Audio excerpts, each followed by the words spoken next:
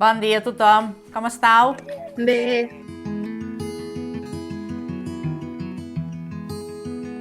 Aquella angoixa dels pares que passaran el curs del meu fill també era els meus alumnes han de saber tot això.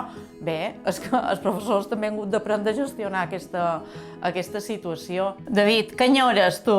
Jo enyoro els meus companys, però a la vegada estic molt content d'aquesta quarantena perquè m'ha donat temps a conèixer-me molt més. Nosaltres estàvem acostumats a classe que cada dia quan ens saludàvem primer fèiem un cercle de relació. Plantejàvem una pregunta i és la manera de tots mirar-nos a la cara, un pot de dir-nos bon dia, i hi ha dies les preguntes són més senzilles, més banals, i hi ha dies que toquen preguntes una mica més de transcendència. Perquè tampoc no importa estar sempre tot el temps fent voltes sobre el mateix tema, que tanmateix el tema el tenim molt present tot el dia.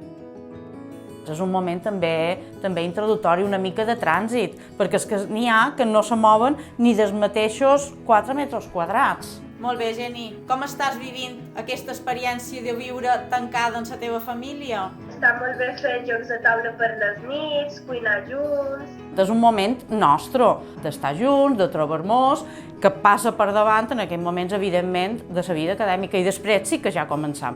Aquest curs d'enguany, a cap de nosaltres, ni a cap dels nostres alumnes, ni a cap de les nostres famílies, se mos oblidarà. Els aprenentatges que estan fent de vida els nostres alumnes és impressionant. Aquests nens se mereixen un monument, tots i cada un d'ells. La proximitat humana, això és molt important, i l'adolescència és molt important, i tot això se'ls ha esborrat de cop.